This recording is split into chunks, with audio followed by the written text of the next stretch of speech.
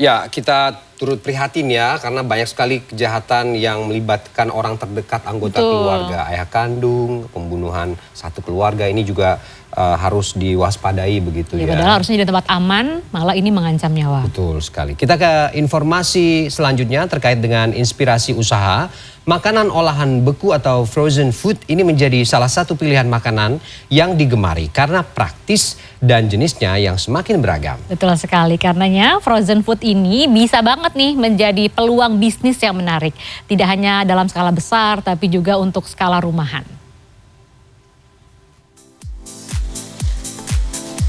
Konsumen di toko frozen food yang berada di Jalan Raja Wali Timur, Kota Bandung ini terlihat mengantre di kasir. Sementara konsumen lainnya terlihat ramai sedang memilih berbagai jenis frozen food atau makanan olahan beku yang tersedia.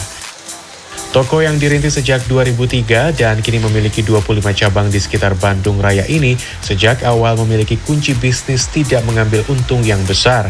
Maksimal hanya 10% dari setiap produk yang laku terjual. Omset alhamdulillah sekarang hampir sekitar 600 sampai 500 juta untuk satu hari. Nah itu biasanya frozen food yang kayak gimana sih? Mulai dari olahan ikannya, olahan nuggetnya, sosisnya, daging grill-grillnya kayak gitu semuanya merata untuk pembelanjaan dari 500 juta itu. Bisnis frozen food tidak hanya dilakukan dalam skala besar, tapi juga bisa dilakukan dalam skala kecil atau rumahan. Warung frozen food yang berada di Komplek Pasir Pogor, Rancasari, Kota Bandung ini mulai dirintis oleh Bima, sang pemilik toko. Ia membukanya pada Mei lalu di rumahnya sendiri.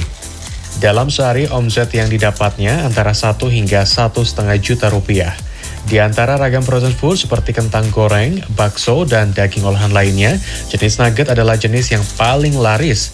Menurut dosen Fakultas Ekonomi dan Bisnis Telkom University, Mediani Kriseka Putri, saat ini bisnis frozen food sedang naik daun karena permintaan makanan yang tahan lama dan praktis terus meningkat, terutama di masa pandemi. Kalau untuk trust, kita kualitas ya. Karena kalau orang Indonesia, satu ya lihat kualitas, juga lihat ke brand gitu ya, ke merek. Jadi baiknya kita bermain di kualitas. Asal harganya sebenarnya harga bersaing di sini kalau misalnya tidak terlalu jauh gitu ya dengan yang ada di pasar, itu pasti jadi favorit ya gitu. Mediani melanjutkan, bahan baku yang baik, pengolahan yang higienis, kemasan yang aman dan menarik merupakan faktor-faktor yang menentukan kualitas frozen food. Tim Liputan CNN Indonesia, Bandung, Jawa Barat.